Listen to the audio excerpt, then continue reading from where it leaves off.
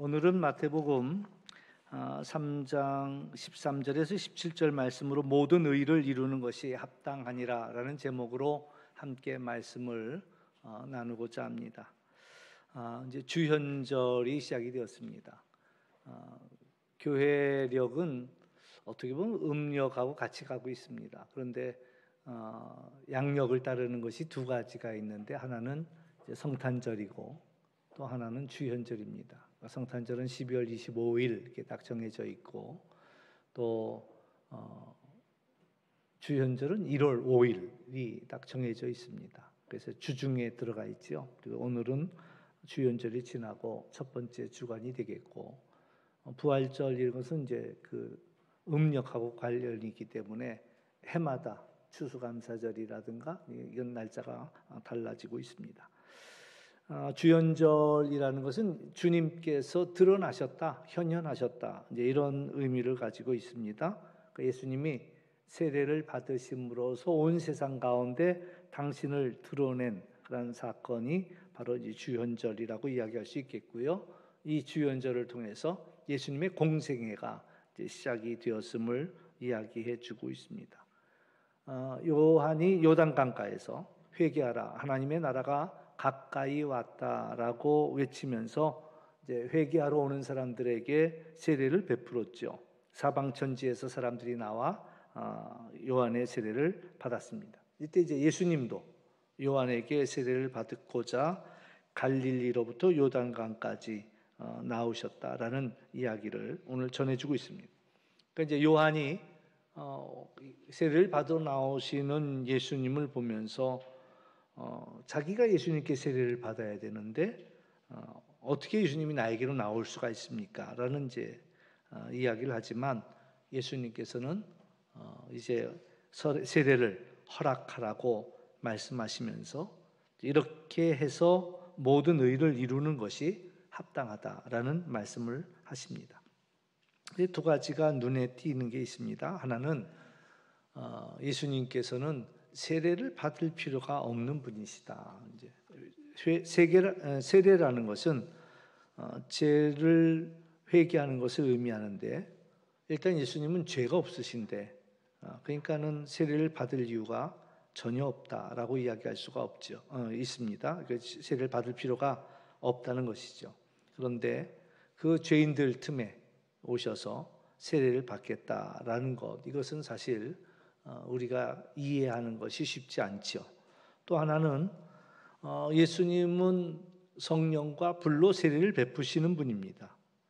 그런데 요한의 앞에 와서 물로 세례를 받겠다? 요한으로서 얼마나 당황스럽겠어요. 한 번은 이제 사업장 신방을 하다가 미장원을 하는 교우를 찾아간 적이 있습니다. 좀 이제 가깝게 이제 다가서기 위해서 제가 그랬어요. 오늘 머리가 기니까 좀 다듬어 달라고 이제 일부러 그랬어요. 근데 이분이 어떻게 목사님 머리를 내가 만질 수가 있냐고, 절대로 안 된다는 거예요. 아니 어디 가도 머리를 깎을 텐데 좀 깎아달라 이제 이렇게 얘기를 했더니 이제 이분이 이제 빗과 가위를 들고 제 옆에 섰는데 얼마나 덜덜덜 떠는지, 그래서 내가 면도해달라고 안 하길 잘했다. 그런 생각이 들었어요.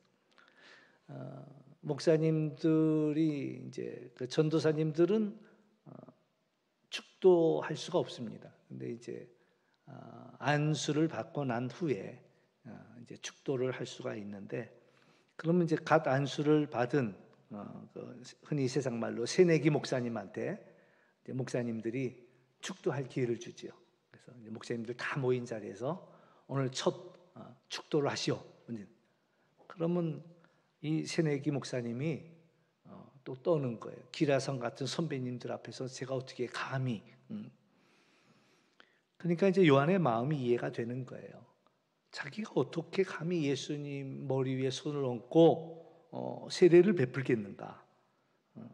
더군다나 세례 요한은 너무나 잘 알거든요. 예수님은 세례를 받을 이유도 없다는 거, 자신은 예수님의 신발끈조차도 만질 그러한 수 없는 자라는 것을 그는 고백하기 때문에 세례 받을 이유도 없는 그러한 죄가 없는 분께서 성령과 불로 세례를 베푸는 분께서 어떻게 물로 세례를 베푼다는 것은 이제 그 성령과 불로 세례를 주는 것에 하나의 예표에 불과하거든요. 하나의 어떤 암시 뭐 이런 것들에 불과한. 자기에게 세례를 받겠다라는 것을 세례 요한은 감당이 안 되는 거죠.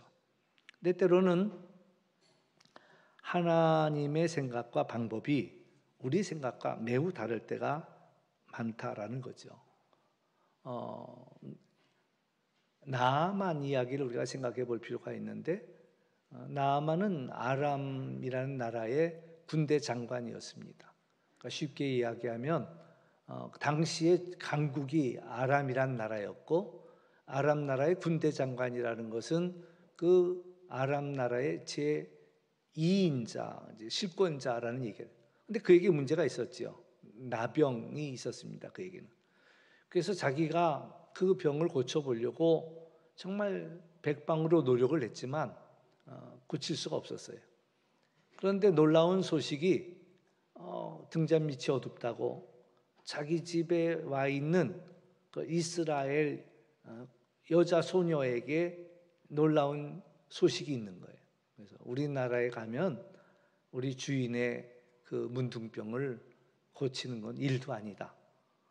그러니 얼마나 이제 물에 빠진 사람이 지푸라기라도 잡는다고 그 얘기를 듣고 나서는 이제 이스라엘로 달려가죠.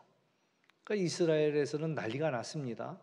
아니 자기네 나라에서도 못 고치는 걸 어떻게 고쳐달라고 우리를 찾아오냐 말이지. 이거는 쳐들어올 명분을 얻기 위해서 이런 거 아니냐.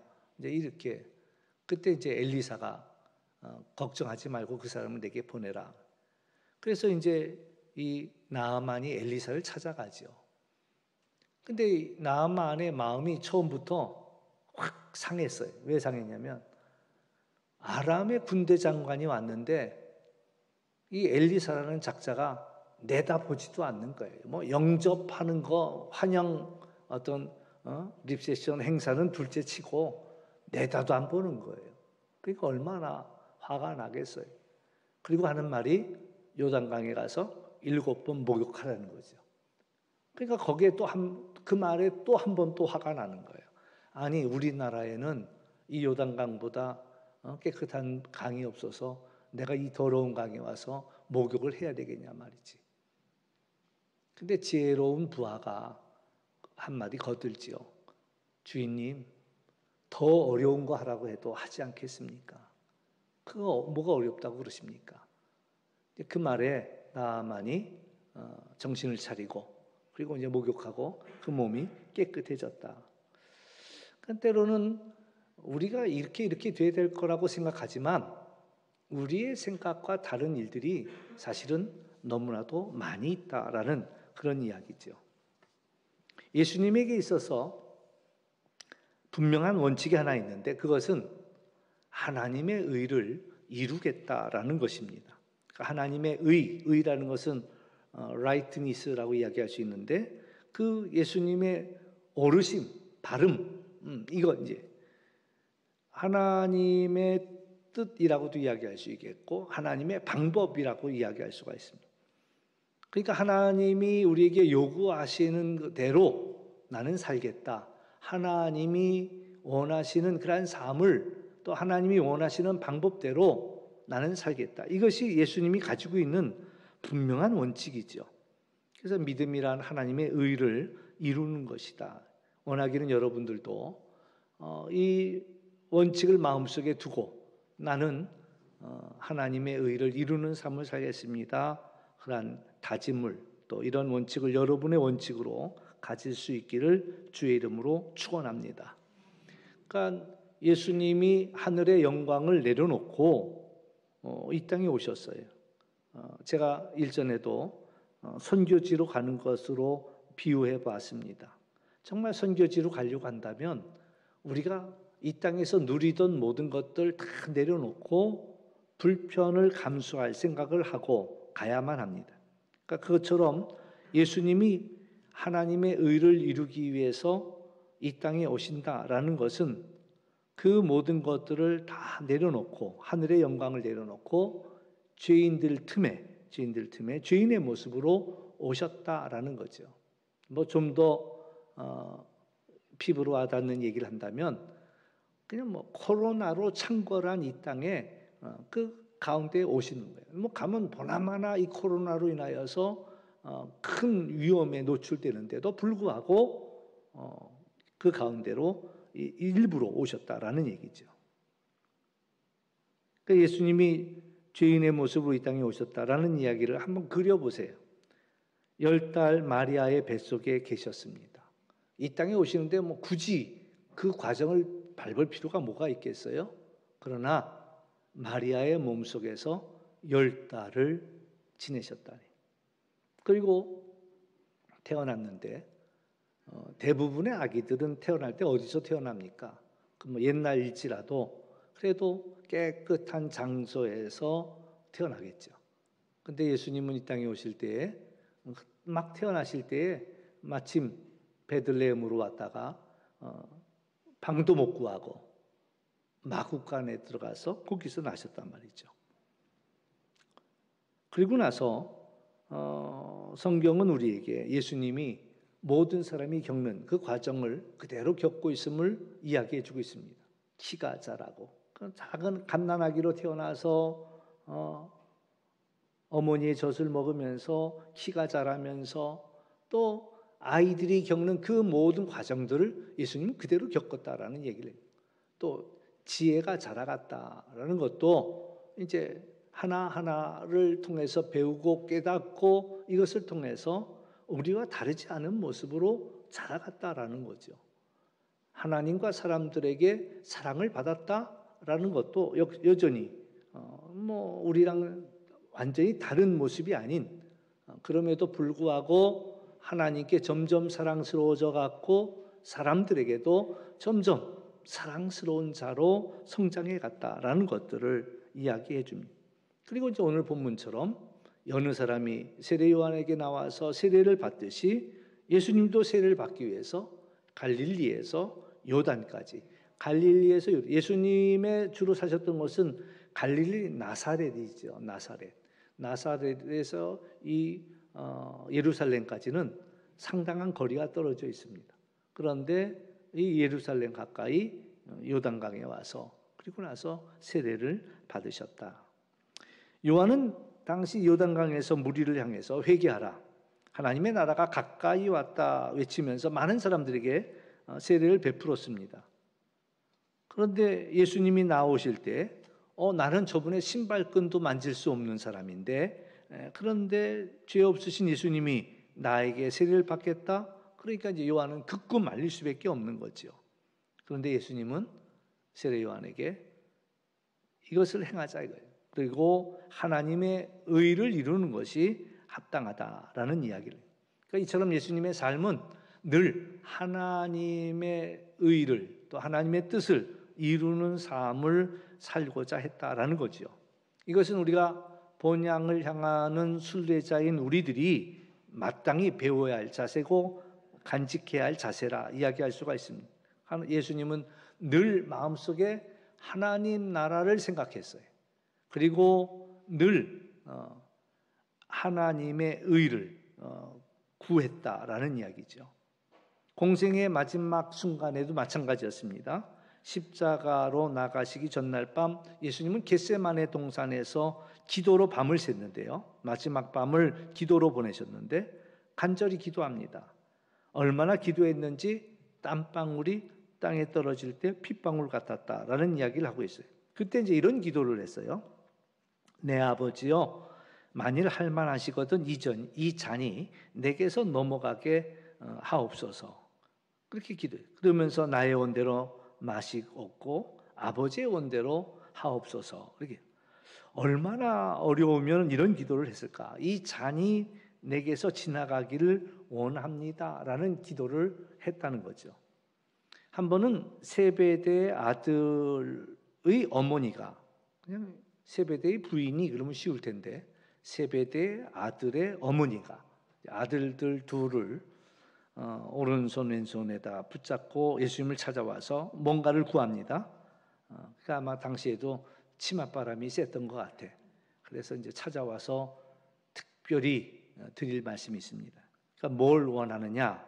예수님이 물으시니까 나의 두 아들을 주의 나라가 임할 때 한쪽에는 오른손에 또 한쪽에 왼쪽에 이들을 앉혀달라라는 부탁을 하죠.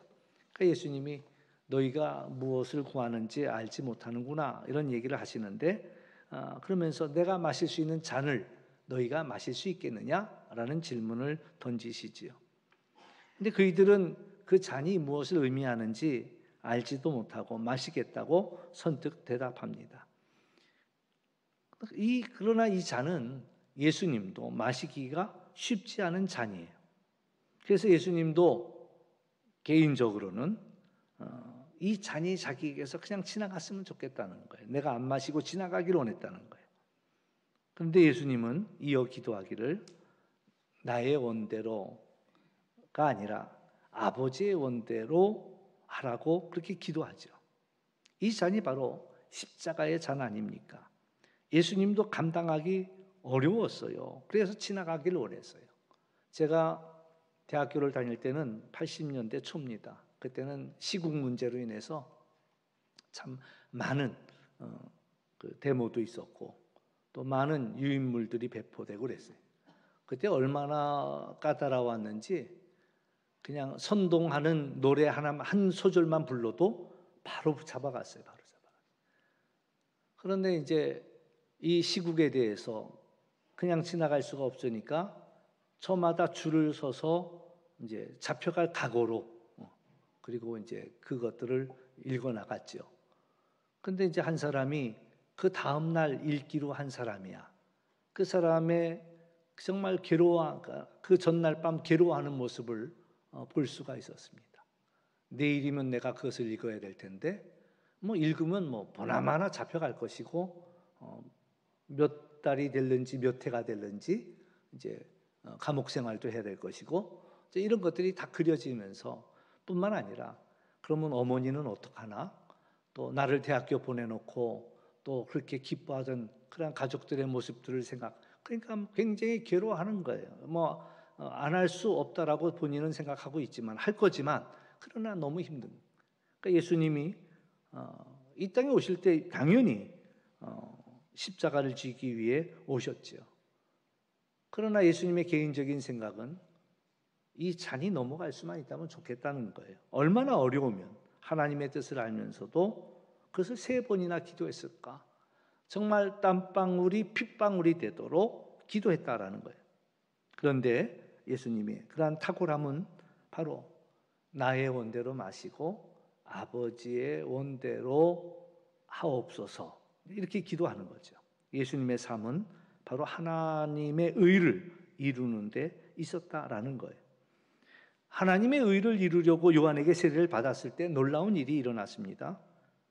예수님께서 세례를 받으시고 물에서 올라오는데 하늘이 열리는 그리고 하나님의 성령이 비둘기같이 내려오면서 예수님의 머리 위에 임하는 것을 보았습니다.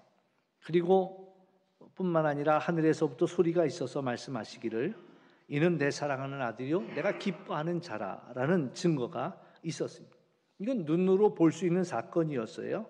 귀로 들을 수 있는 그러한 사건이었습니다. 머리 위에 성령이 임하는 것을 보았고 또 하늘이 갈라지는 것을 보았고 그리고 귀로도 내가 사랑한다, 내가 기뻐한다라는 이야기를 들을 수 있었다라는 하늘이 갈라지는. 제가 이제 오래전에 우리 그 북방선교에서 선교하러 갔다가 백두산에 올라간 일이 있는데 백두산 천지에 올라갔더니 구름으로 꽉 가려져 있더라고요. 그러니까는 거기 있는 가이드가 그래. 이 백두산 천지는 아무나 못 봅니다. 몇 번을 와도 못 본 사람들이 많습니다. 이런 얘기를 해요. 근데 그날도 올라갔더니 구름이 꽉 차갖고 보이질 않는 거예요. 그래가지고 이제 우리 일행들이 한 20명 되는데 그 일행들이 아무리 기다리고 있어도 뭐 구름이 빽빽하니까 그래서 포기하고 다 돌아서는데 저도 이제 맨 마지막에 발이 안 떨어지더라고요. 모처럼 거기까지 올라갔는데 못 보니까. 그래가지고 발이 안 떨어지는 걸 이제 맨 마지막에 내려오려고 뒤돌아서는데 그때 정말 영화같이 구름이 쫙 갈라지더라고요. 그러면서 백두산천지가 드러나는 거예요. 아마 그 광경을 우리 정현진 장로님하고 같이 봤던가. 우리 정장님 그때 보셨죠? 백두산천지가 이렇게 쫙 펼쳐지는 거. 예? 보셨죠? 예. 그러니까 이제 그때 마지막 남은 두세 사람만 봤어요. 근데 영화처럼 쫙 갈라지는 거예요. 그래서 백두산이 탁 드러나는데 같이 올라갔던 사람들은 못 봤는데 저하고 우리 장로님하고 또 한 사람인가 이렇게 세 사람만 그 멋진 광경을 보고 또 사진을 찍어 갖고 내려왔더니 아니 언제 이런 일이 있었냐고 그냥 갈라질 것 같지 않은 그 쫙 갈라지는 모습. 예수님이 세례를 받고 내려오실 때 하늘이 쫙 갈라지면서 비둘기 같은 성령이 내려왔대요. 이와 같은 사건은 예수님의 변화산에서도 있었습니다. 십자가 지기 바로 직전 예수님이 변화산에 올라갔을 때 그때 하나님께서 예수님을 향하여 이는 내가 사랑하는 아들이요 내가 기뻐하는 자라 증거하셨어요. 그러니까 창조에 있어서도 성부, 성자, 성령 삼위일체 하나님이 역사하셨고 구원에 있어서도 성부, 성자, 성령 삼위일체 하나님의 역사입니다. 예수님이 세례를 받고 성령이 그 위에 내리고 또 하나님의 음성이 증거가 있었다라는 거죠. 저는 그런 생각이 드는 거예요. 십자가의 길을 걸어가는 만만치 않은 그 길을 걸어가는 예수님을 하나님께서 내가 이렇게 응원하고 있어라는 이야기죠. 예수님에게 주시는 그런 증거가 정말 잘하는 거야 내지는 잘할 수 있어라는 그래서 내가 늘 함께하마라는 그런 응원이고 지지이다. 오늘 또 임명받은 우리 찬양대도 마찬가지예요. 올 한 해 하나님께서 잘할 수 있을 거야. 또 내가 함께하마라고 오늘 말씀하시는 그 음성을 또 들을 수 있기를 주의 이름으로 축원합니다. 뿐만 아니라 우리 모두도 마찬가지.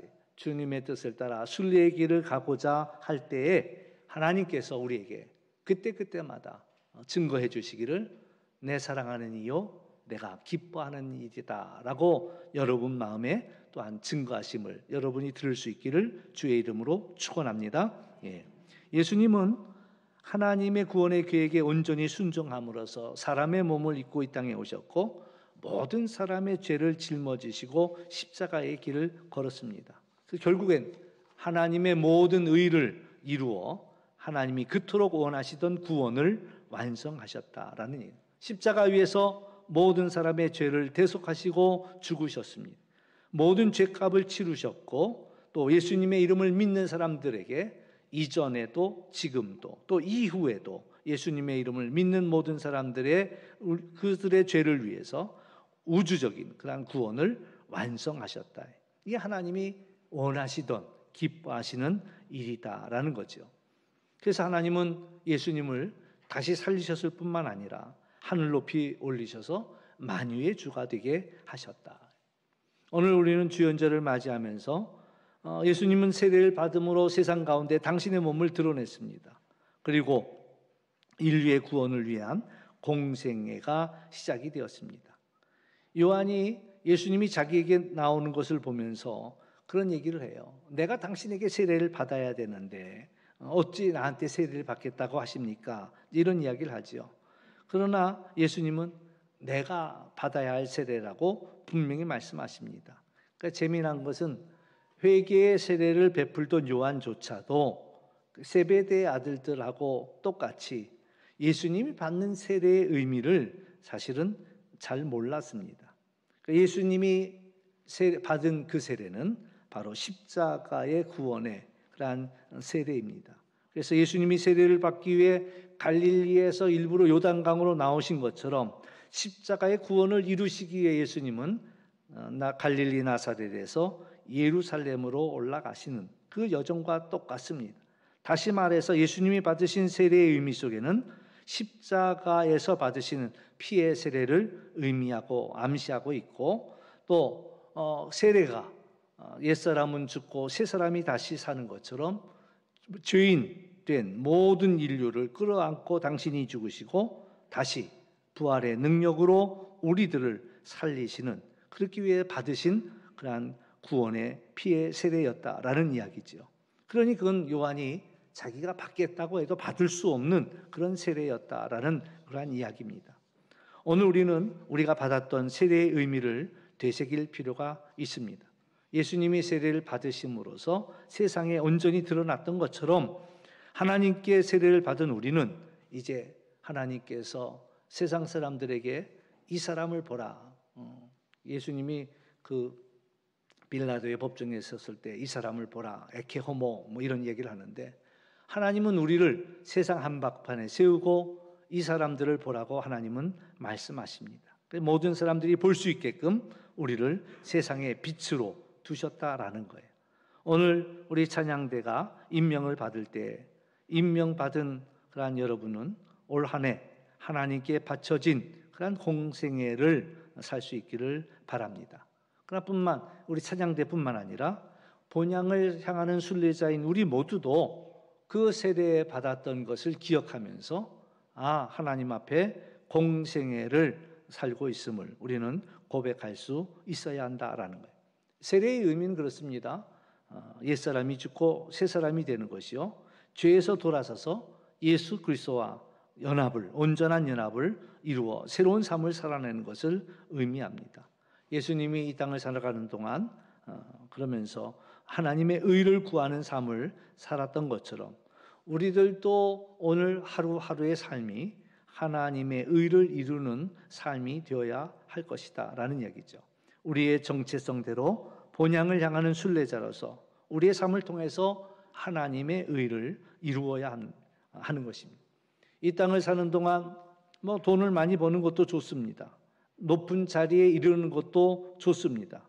주 안에서 선한 영향력을 끼칠 수만 있다면 나쁘지 않습니다. 그런데 정말 잊지 말아야 할 중요한 한 가지는, 누구나 세례를 받은 우리는 하나님의 의를 이루는 삶을 살아가야 한다라는 사실만큼은 절대로 잊어서는 안 됩니다. 하나님이 우리에게 요구하시는 것은 우리가 다 성공하기를 원하시는 것은 아니에요. 우리가 다 출세하기를 원하는 그것을 요구하지는 않습니다. 우리가 이 땅을 사는 동안 그저 하나님의 의를 이루기를 원하신다라는 거예요. 모든 사람이 다 출세할 수 없습니다. 모든 사람이 다 성공하지 못할 수도 있습니다. 그러나 괜찮습니다. 그러나 하나님께서 원하시는 것은 우리가 하나님을 사랑하고 기뻐하면서, 그럴 때 우리는 하나님이 기뻐하는 일을 할 수 있고 하나님이 사랑하는 일을 할 수가 있다라는 그런 이야기죠.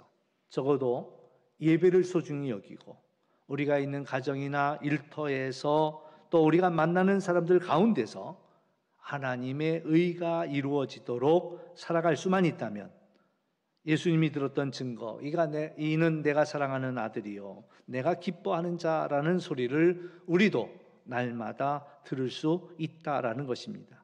2023년 임마누엘의 하나님과 우리가 겸손히 동행하면서 하나님의 모든 의를 이루어가는 복된 한 해가 되시기를 주의 이름으로 축원합니다. 기도하겠습니다. 참 좋으신 아버지 하나님, 감사합니다. 예수님이 세례를 받음으로 세상 가운데 당신을 드러내셨습니다. 또 하나님께서 세상 가운데 그를 드러내셨습니다. 또한 우리들도 세례를 받았습니다. 또 우리가 세례를 받았다는 것은 세상 사람들이 다 보도록 우리를 세상 가운데 두었다라는 말씀입니다. 오늘 우리가 해야 할 일은 하나님의 의를 이루는 일입니다. 오늘 하루 우리가 무엇을 하든 하나님의 의를 이룰 수 있는 자가 될 수 있도록 인도하여 주시고, 때로는 내 생각과 다를 수도 있습니다. 그러나 하나님의 의를 이루기 위하여서 내 생각을 내려놓고 또 주님의 뜻에 순종할 수 있는 그런 저희들이 될 수 있도록 인도하여 주옵시고, 이 모든 과정들이 하나님의 의를 이루기 위해서 예수님이 기꺼이 엎드리셨던 것처럼 우리들도 세상 가운데 엎드릴 수 있는 은혜와 능력을 더하여 주옵소서. 감사하며 예수님의 이름으로 기도합나이다. 아멘.